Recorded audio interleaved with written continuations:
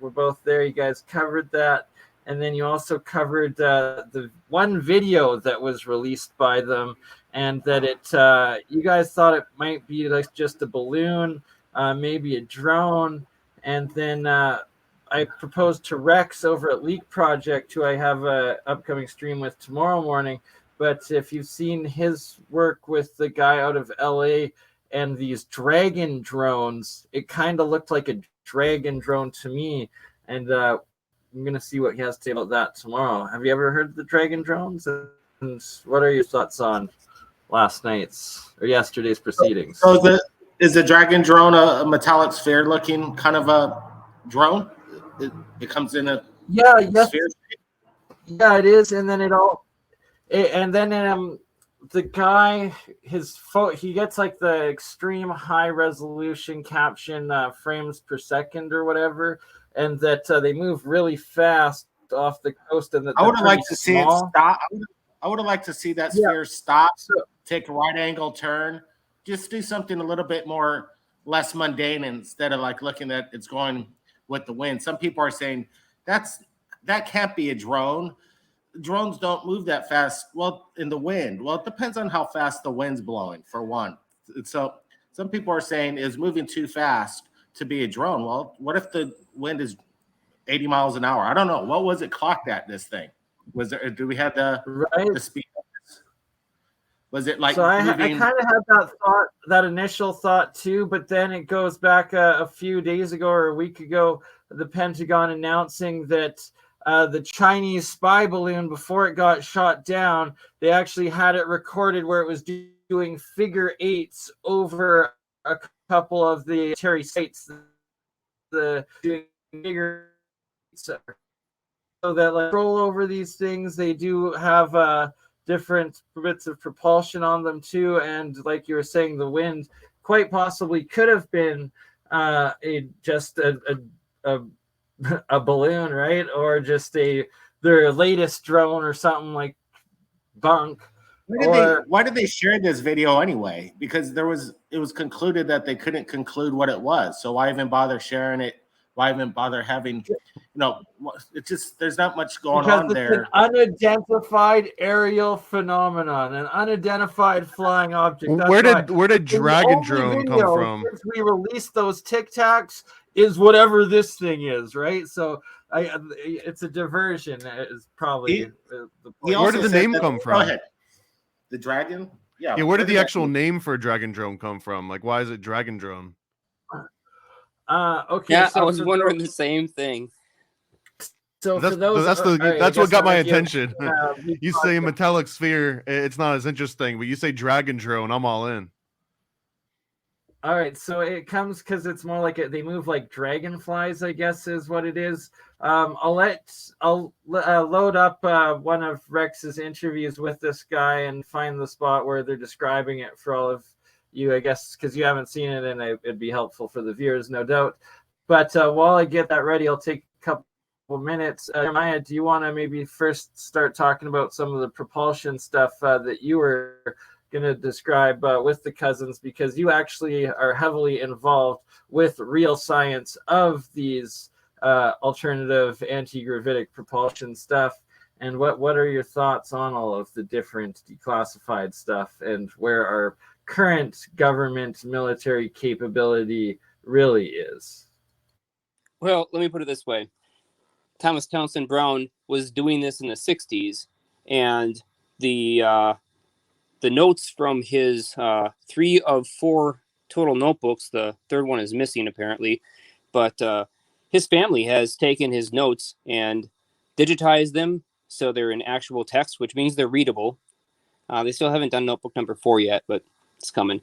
And anyways, in his notes, he talks about the testing when he finally got to making discs using something called a lofting cake in the center. Now, most people don't realize this. They think that there's, that the work of T.T. Brown was entirely related to field effects, meaning, electric and magnetic field fluxes. And some people think that the adaptations by Jean-Louis Naudin and many others, even Tim Ventura having plenty of background in this, that the adaptation called Lifters, which was of course not T.T. Brown, it was a device based on some of his research, but they generate ion wind. However, they do not fly on ion wind.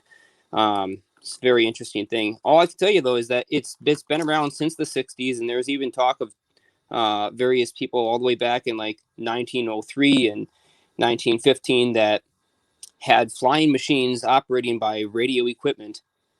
So how long have we had it? Gee, I don't know. I'm going to say at least for 120 years. What happened to all that tech since then? Just Break underground? away. It becomes separate, and then it either gets militarized or silenced. Is it just so?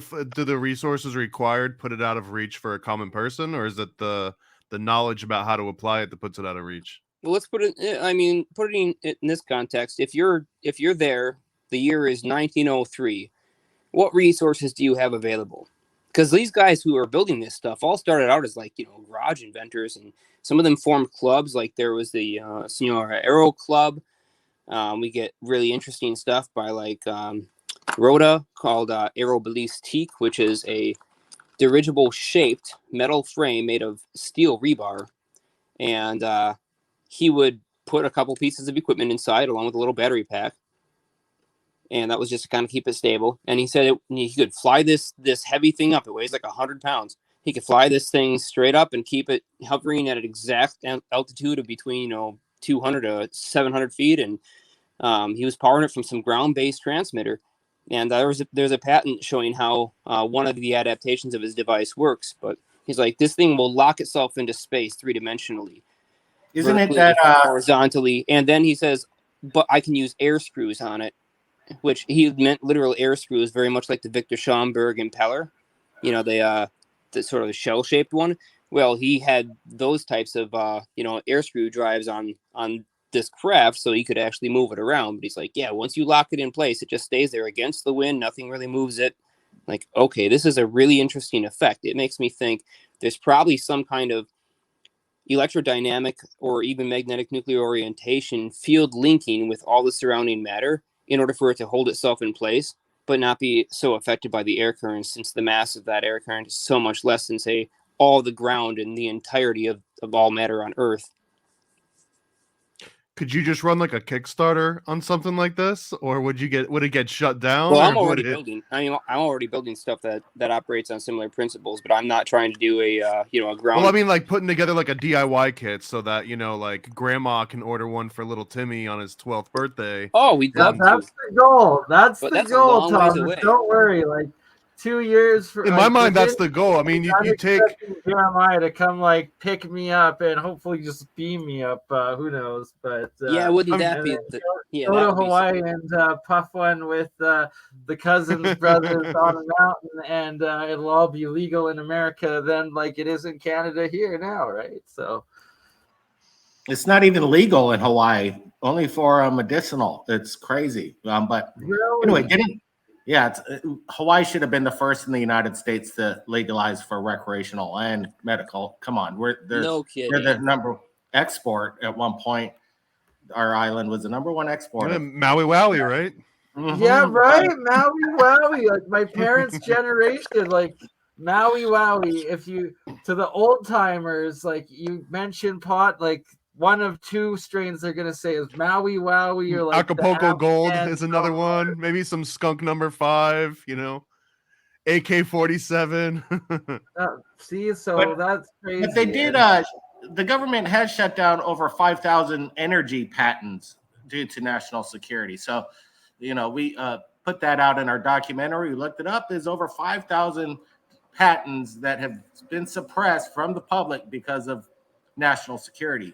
Probably free energy is a national security threat. So if you come up with a free energy device or some kind of anti-gravity, if lack for a better term, device, it's not gonna work. It's gonna be bought out. You're gonna be bought out. It's gonna be suppressed, or you're gonna be taken out. It's unfortunate, but that's a fact. 5,000. And I assume kind of like the FCC can trace down sort of pirate radio stations and triangulate them and just take them offline and find them out of existence. I but have you yet could Oh do no, that. it's much Pro. deeper than that. If you want to really So- be paranoid, Mr. American, I can tell you now I that do, yeah. we have Make me paranoid, satellites man. in orbit that are designed to detect a very unique type of field. And this information came from a unnamed fellow at an unnamed, very large private aerospace company that makes a lot of military equipment. And so basically, he described the entire network, and these things look for, a lack of a better term, temporal distortions on Earth, on the surface. And they light up like a Christmas tree bulb. So if you were to find a way to like tap a hotspot into on an infrared cam, but this is actually looking for small distortions in the fabric of space-time, because I think the way it works, and I'm just guessing here, he didn't give me any information about how the actual tech is configured, but the way it would make sense is there's an average photonic distribution across the entire surface of the globe, and an extremely sensitive narrowband array of cameras could basically look at every single spot on Earth as the sun is shining, or if even clouds are overhead, and it could look for the average wavelengths being reflected back out to the satellite network. And it's quite a few satellites. There are also planes that have this equipment on them. If there's an event, they'll send one out and go take a closer look at much closer distance as to what that event might be and what kind of properties are around it, or if there was any people that were there, they will immediately be paid a visit. But yeah, you create a temporal distortion. These things can see it by a shift in the wavelength, a red shift or a blue shift of the wavelength of the light being reflected back. I guess from the surface. I don't know if it makes me more paranoid, because I guess I assume something similar. And I was going to mention that even if you were to figure out a way to tap into the ionosphere and just get free energy, right? The Tesla with the atmospheric electricity. I was gonna say, but don't start getting me all paranoid, boys and girls, because like I'm the one that's I'm gonna be putting together free energy electrical engineering conference, and it's exactly about that. And that with my current Year of the Coil series we've been doing, and the Real Science series we've been doing with such channels as Faraday Research, where Mike now has a 25x, so 25 times over unity system that he's developed. WPG Enlightened Gerald with his coil units, and the alternator units and stuff, where he's getting these over unity numbers now. And then also the development of between my homunculus here, Bert and Ernie, these monoatomics, the colloidal waters, and the actual atomic hydrogen that gets produced out of electrolysis, and how easy it really is to convert diesel engines into hybrid hydrogen engines, and that you can actually, unlike Bob Lazar. So this is one of the reasons why I suspect against Bob Lazar, is because he makes things so complicated. Like he claims that, you have to make the hydrogen out of electrolysis, but then you have to get it into like this dissolved into crystal state, so it's stored in solid state, and then from there you have to convert it back into hydrogen and then use it. Where in fact it's as simple as, and there's so many examples out there on YouTube of people doing this themselves. I have yet to do it, but I've seen many of them, and where you just have 2 jars of salt water or water with a electrolyte in it, and next under your hood, and a pipe going into, like a hose going in with your diesel, and that you're turning the water directly into this atomic hydrogen and oxygen on site, and then feeding into your engine system, where that's clean, green, renewable energy, and it's taking 50% of the price you're spending on petrol fuels, and it's taking 50% of the carbon emissions out of the whole system. And it's so easy, and they keep saying hydrogen is the energy of the future, but they keep delaying it. Yet it's this simple process has been around and known about for at least 20-30 years. And then they killed the last person they murdered for it, I believe, was Stanley Myers, because his was way too efficient, where he was like, you didn't need any gas or any sort of hybrid, and it was a whole nother level. But that they need now, with the current climate of the geopolitical economic system out there, the oil embargoes and everything, and needing this green revolution to not try to control the hydrogen and sell the hydrogen that is going to be the hydrogen future, but instead let each person be energy independent or green energy, and producing their own green renewable energy, and not having to be in this oil slave system. Can I play devil's advocate just for a small portion of that? Please course do. you Please can. do. Please do. Always do. That's what it's about. So when I was at Disney, I actually worked for the Orlando Science Museum on a hydrogen exhibit. It was called H2 Now, and it basically explained how not just a single person's house could be run on hydrogen, but how all of the cars and the transportation and the entire city infrastructure could be run on hydrogen. Specifically, that like solid state hydrogen cell that you were mentioning, that's like the complicated version. And Yeah, the reason and that was so the reason that was explained to me that why you need those cells, and the analogy they gave was that imagine if you lived in like a duplex, right, like a townhouse, and your neighbor that's separated from you by one wall decides they're just gonna play it loose and safe, or loose and unsafe, and just kind of like make their own hydrogen energy supply. And if something goes wrong, here's the thing. I can debunk that for you. Okay. Because please right do. here, running in front of you in Bert and Ernie, the electrolysis is making my own hydrogen nonstop. And like I smoke around it all the time. I do leave ventilation open, but like, well, how much energy could that power your house? Could that power your refrigerator? No, right there? This much couldn't, but I only have 5 volts going into it. Very, very small amount. Just so like I guess to extend that analogy, if you were generating enough energy from hydrogen that it could power everything in your house, including your refrigerator and your AC, your HVAC, those are the big big two, right?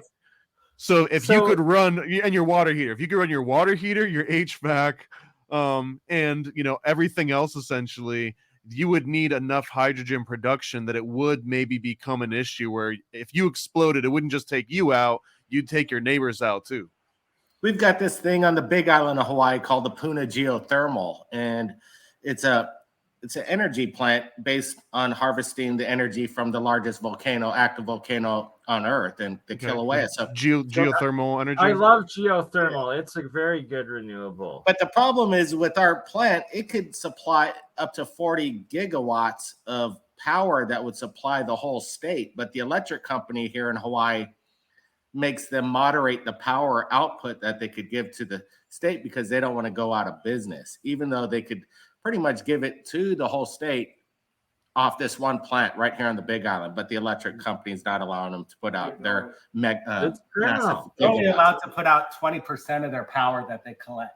Yeah, it's literally criminal. And as like in the series of these free energy and understanding electricity and power and what it all is, and the difference between cold electricity and hot electricity and all of this, and DC and AC, you start to understand how inefficient the current grid system and like oil industry and all of it is, and that it's by design, and like that the original light bulb, like the original designed light bulbs, the first light bulbs supposedly ever were, lasted forever, and then they still burning as we speak. Designed them to break, just like cars, just like right. They introduced like basically a disposable filament that would go bad after a while because of the way it was designed, which is planned obsolescence. They actually teach that at the Henry Ford Museum and the Edison Center, which is in Fort Myers, Florida. It's kind of like they have an example of one of those original light bulbs before it turned into like more of a commodity. Right, like exactly. There's a big reason for that too. I mean, a lot of people overlook this when they look at the light bulb conspiracy, which is obviously no conspiracy. It's just factual business. But the whole thing is, light bulbs are modified not just for the sake of giving them a shorter lifespan, but it was to change the color. See, it turns out people actually got kind of tired of everything being candle color, having a more orangish, reddish wavelength output. And so when you run the filament really hot, it deteriorates a lot faster because you can't have an absolutely perfect vacuum inside there. And of course, some of your tungsten atoms in the wire are actually ionizing and flying off, hitting the sidewalls and eventually it wears out the filament, but you get a much more full spectrum color of light into the blues and greens and violets if you run that filament really hot. And so it does shorten the lifespan of the bulb because it's evaporating metal vapor straight off the filament until there's no more filament left and it finally breaks away. But that was one of the other big drivers too, is the market responded much better to the shorter lifespan bulbs because they gave a much nicer, whiter light. Well, now with the development, it's like there should be unlimited. Like the Saudi bulb, right? That's another one that recently made news, is like how efficient they are compared to the average one. And that like Philips couldn't make the Saudi efficient bulb. I think that now the original contract either ran out or the Saudi prince like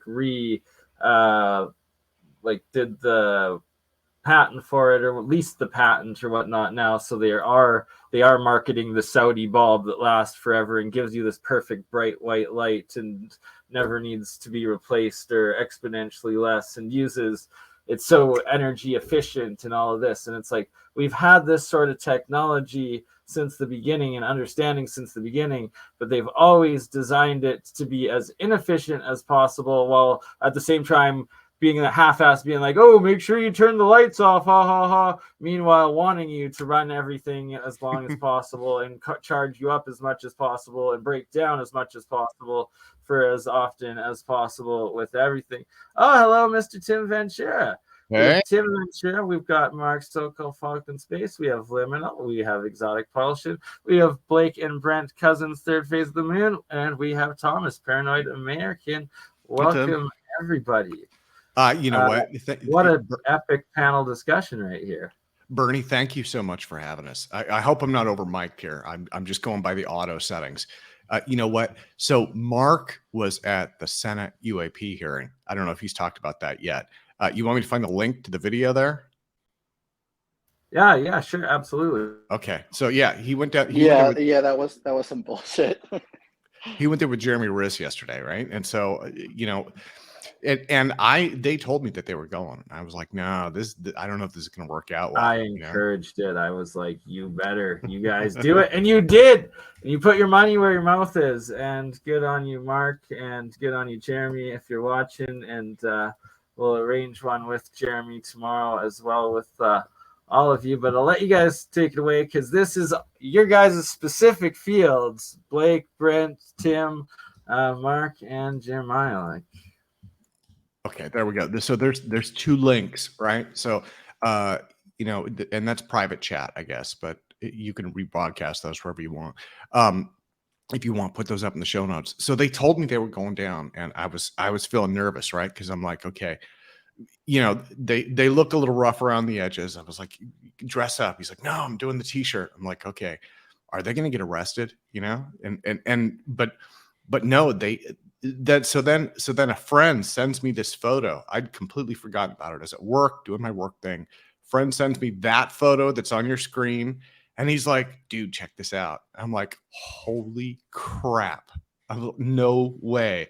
And so I immediately see there's so Blake and Brent played sorry to cut you off too. I just quickly have to say, Blake and Brent, you put this picture as like your main thing on the report on this yesterday on your video last night. I saw it. I was like, oh, like Mark and Jeremy, you did such an excellent job of placement across from each other too in the seats, like both showing how it wasn't even full.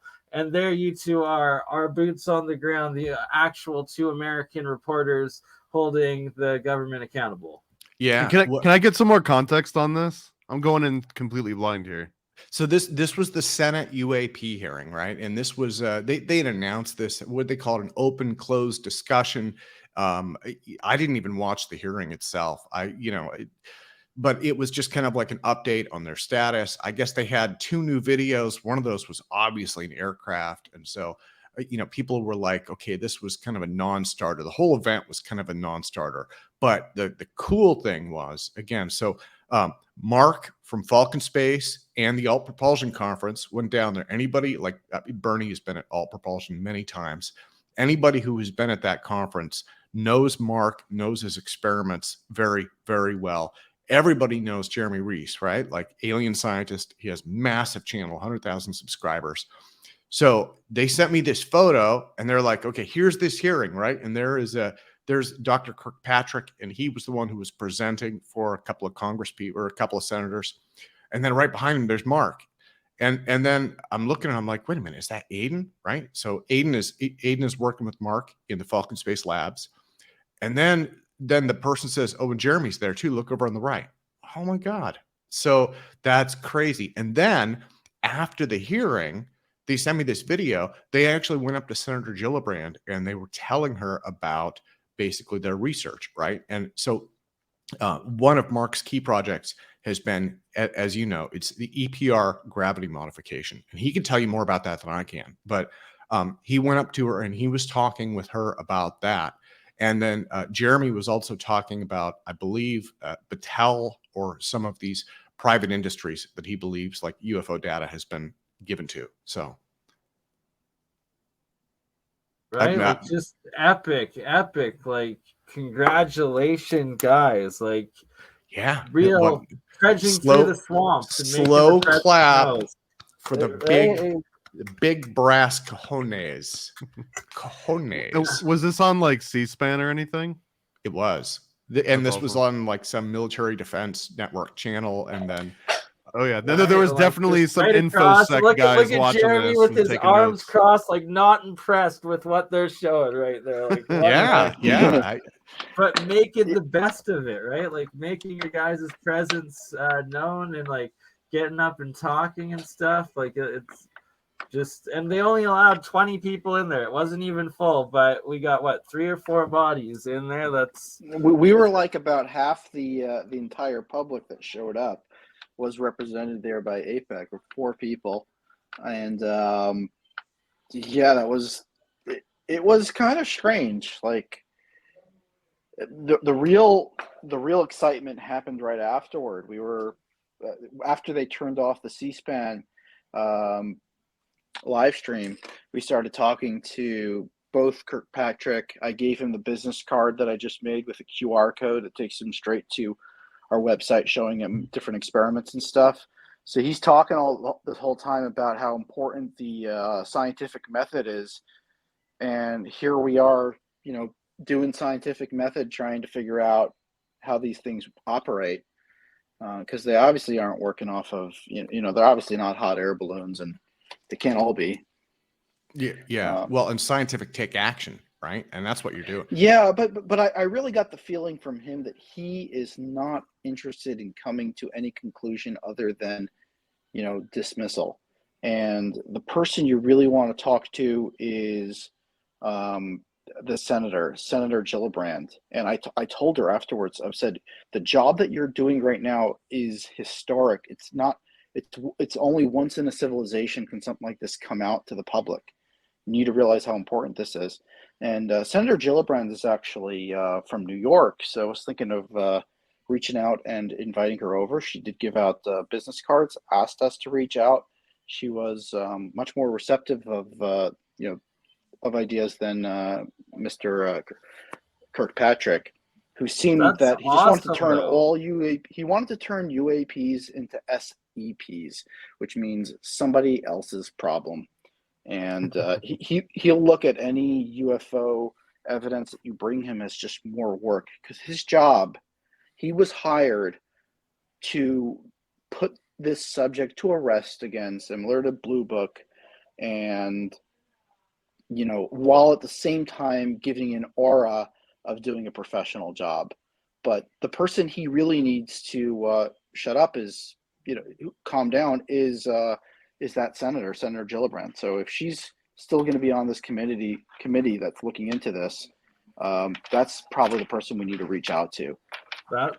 That's crucial, and that's what you find out by being there, by being present, by talking to them, and now you've got a direct connection in, and that we all now have to reach out to her and make her care about it and show her all of these different researches and show her that, like, hey, here's all of us doing this real science, the real scientific method, showing these different phenomenon and like repeating these results, and then giving them the ammunition to go after the ones that are paid to release a video of a balloon that they couldn't identify was a balloon or whatever the heck they are, to try to get less work and instead bring them the real work and put pressure on them with it. Well, I want to give Mark and Jeremy and Aiden and actually Mark's girlfriend, who was there too, I want to give them serious points for having the courage and the motivation to go. I mean, to be honest, I don't think I'd have the courage to show up and do that. I would, I'd have to change my shorts at least a couple of times.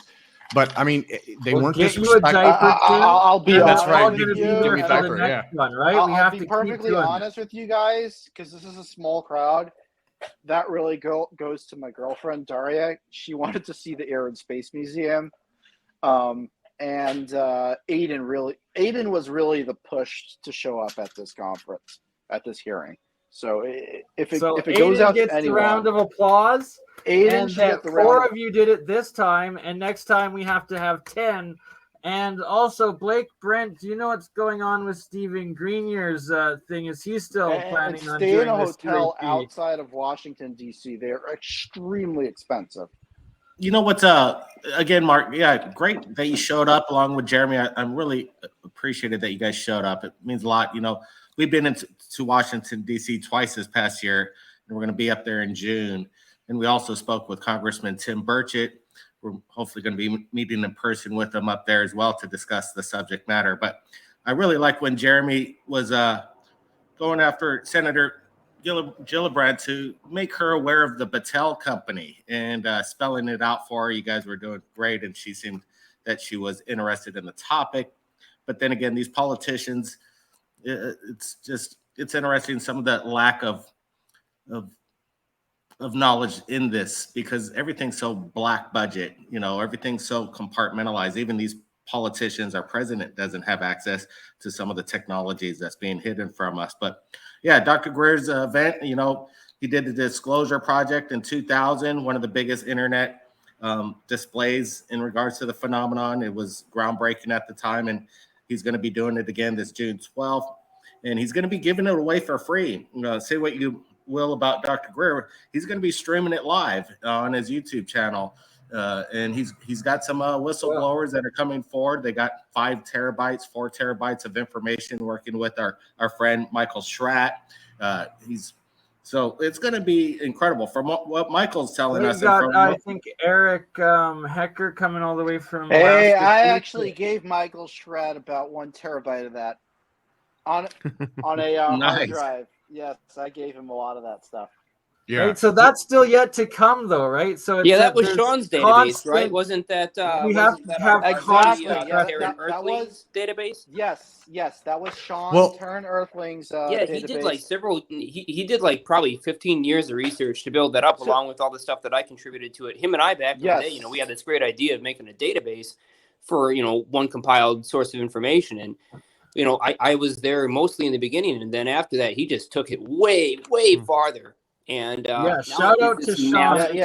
Thank you, Jeremiah, for mentioning his name. I forgot his name. Blake and Brent, we should get you access to this database too, because it kept growing, and like Alien Scientist was the one that introduced it to me, and now it's taken off the life of its own. But Terran Earthling Sean essentially is the wizard of this massive Google Earth drive full of everything that is legitimate in the metamaterials, the anti-gravity, the over unity, the UAP, the UFO, and like all of these treasures of the legends, like lost works or suppressed works. Like it's all in this giant drive, and that we encourage the more the merrier to work on it and access it.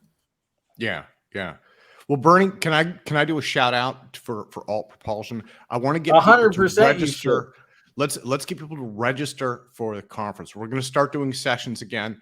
Like everybody who's in the studio today is probably going to end up at that conference in one way or another, right? I mean, Mark, yourself, Jeremiah, Pop, you guys have all spoken there. So we want to get that rolling again for this summer. We took a break. I mean, it was, I think after 2 years, we were all just exhausted. And so we've been able to kind of recharge our batteries. More importantly, a lot of the speakers who were presenting have been able to recharge their batteries, right? One of the challenges that we were having, especially in the last couple of months, was, I was reaching out to people. I was like, okay, what do you have to showcase? And they're like, dude, I've done 4 sessions already. I have nothing left. I'm like, okay, well, that's a problem, So, I mean, we've got people coming forward and putting together that. But one of the things that I want to try and do is blow this up as much as possible. And the best way to do that is for people to visit AltPropulsion.com and register for the APEC conference, like name, phone number, email.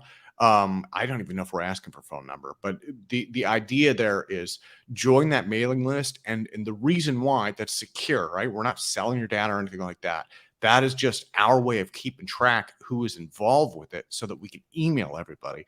And we did that for the last 2 years. We're just using and the secure. crucial part being you emailed the Zoom link each month for everybody to then be able to join and be a part of the actual APEC conferences. And that APEC was just so amazing, and the multi-streaming of it, and then it was like once a month on the Saturday, it was a full day of like 6-8 hours at least of lessons of anti-gravity, of like the UAP analysis and all of it, and just so amazing. So Tim, one thing I'm going to suggest for all of us as you relaunch APEC, and as also for like a fundraising for like you, Mark, Falcon Space, and for APEC and for Jeremy Reese, is that we should do a multi-stream 24-hour replay of the bests of APEC, where it'll be a pre-arranged like 24 hours out of like the 2,000 hours of the APEC conferences, just to play on all the channels over the whole weekend, sort of thing, on the lead up, a month ahead of time, and get the hype up and get people watching the best of it for the next one. Yeah, something like that. I like that idea, but not 24 hours straight. Maybe we could do it every it's a single world week. thing. I don't expect all of us to be there or to be live for, like, we don't have to be there. It's I'm expecting that. Thing, no, right? I'm expecting you guys to show up and put it out for 24 hours straight. Well, so there are a couple things I think we're doing different, right? And this is like lessons learned. And again, it helps having a break from it.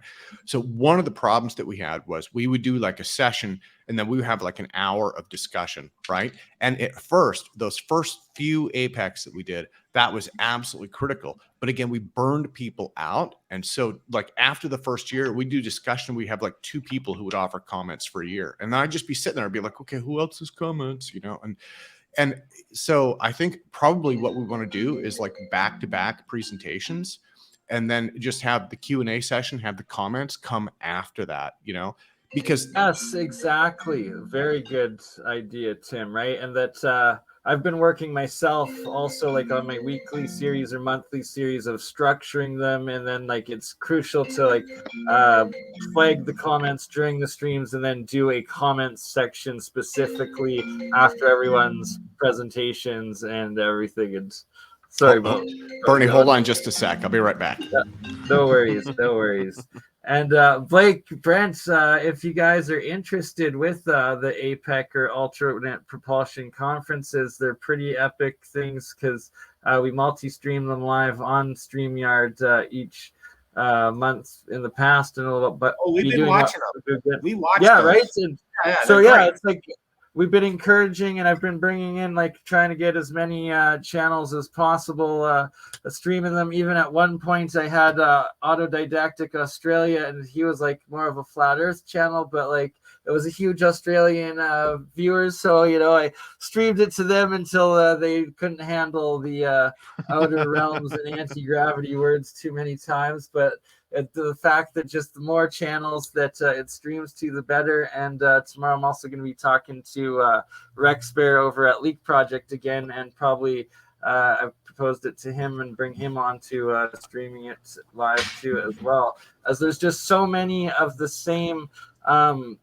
community, right, that you guys have had on your shows, that you've each interviewed independently and stuff, like people like David Soretta, people like the Nimitz Encounter personnel, the different, like you said, Michael Schratt, also like we should have Greer even on APEC 1, APEC 2, right? Like all the different communities and people and researchers, and that it's like you don't have to be present or there for each 8-hour stream if it's on your channel, but then you can join the Zoom and ask the specific questions for your clips of your shows and whatnot. All sorts of just ways to create more good contact and connecting the communities. Yeah, I mean, Bernie, if there's a couple of things that kind of come to my mind about this that I really love. One of them is, and this is why I'm doing those interviews on my own interview channel. One of the things that you guys consistently said through APEC, right, was that like you would refer back to interviews that I did with American Antigravity years ago, and it was like, I was like, wow, that's crazy. I didn't know. I mean, I knew that people were viewing them, right? I had lots of audience, but I was like, I didn't get a lot of feedback, and then. I mean, I really kind of left that area in like 2007. And so it's like 20 something years later and people are like, this had value to us. Right. And I'm like, holy crap. I'm like, I mean, does anybody else remember anything I did back in the early 2000s? I was like, you know what? That's for me, that's inspirational. Right. But so that's one of the reasons I got back. That's how I found you. That's literally how I found you, is American Anti-Gravity movies. Yeah. I mean, I'm just like the next person. Like I mean, and I hope this doesn't come across. I hope nobody feels like this. I'm not in any way an egomaniac. I like to kind of be out of the limelight. Sam, you're the most modest individual I know for how epic you truly are. The APEC epic Tim Ventura. Well, so with those interviews, the whole idea there is like spotlighting innovators, and that's the same thing with APEC. Right? It's just spotlighting innovators. And then like the way that I view, like I'm just moderating it. It's like, okay, I'm playing traffic cop, and it's like, okay, here's the person, let's get them to share their message and their vision. Right. And that's why like tonight, that's why I'm so glad that Bernie, you're doing research. Mark is doing research. Jeremiah Pop is doing research. You guys are actually doing stuff, right? I mean, all I do is like build websites and play with Zoom, So that's the cool thing. But you do a damn good job at it. I mean, the quality of what you do, playing with Zoom and all these things, you can't really beat it. You're the best freaking host that APEC could have ever asked for. Well, I appreciate you saying that. Without you, it would have never been what it was. It's still yet to be relaunching this summer. I'm looking at Bernie's Streamyard, and I'm green with jealousy. I'm thinking, because yet one of the problems with Zoom is like it's not HD, and you have to tweak the audio to get maximum audio quality and all that kind of stuff. I'm just like, man, how can we next level everything? I will give you Zoom, or I will give you StreamYard lessons. I give them to everybody. That's why that's why you're all secretly here. Hey, Bernard, appreciate it. We're going to have to get going, but I wanted to say, yeah, absolutely. Just wanted to give a big shout out to everybody. Thanks for inviting us on. Bernard, is a last minute thing, but yeah, it was really good meeting you all over there. AltPropulsion and Tim, keep up the good work. Yeah, we've been watching your APAC stuff, and that streaming's not easy business, and you're making it look pretty effortless. So. And you guys go forever on it too. So hats off to that. Yeah, keep it up, guys. For sure, bros. And I'll email you about with Jeremy tomorrow on his schedule, and try and get him on for you on your show tomorrow night if you want. Yeah, if we don't make it, just tell him say hi and good work that he showed up over there. For sure. Exotic Propulsion, you, take care. And Mark, good one that you showed up over there in DC. And you guys take care. We'll see you real soon. Yeah, guys. Thanks for stopping by, man. We're in it to win it. So let's rock. Absolutely. Thank you, guys. Thank you so much. Yeah, hey, no problem. You guys be cool. See you soon. Bye. Much love, brothers. Happy 420. And now, today is 420. I joined the SCU today, the Society for, or what was it, the Scientific Coalition for UAP Studies. And the reason I remember that was they make you sign a little paper that's like, I won't speak on behalf of SCU without this and that. I'm just like, I think what you guys are doing is cool. I want to be part of this. And they're like, put the date on now. I'm like, 420. Whoa. Yeah. Ooh, okay. So we can finish off the first hour with the UAP, and to tie it all in with Rex Bear and Leak Project, who I have an interview with tomorrow morning, Here's his video from today on these dragon craft, or the and the guy filming them and whatnot. It's a whole new type of UFO UAP, and that I'm going to talk to him tomorrow. What I suspect, if it is these dragon things, that they just did the crappiest video possible of one of these potential drone things that these guys are onto, and like acknowledged it was real. Either that, or it was just a bunk balloon or drone or something that they couldn't officially identify, so they used it as the one piece of new video that they showed at that briefing or whatever yesterday. But here's whatever it was moving fast. So this is one from the briefing then.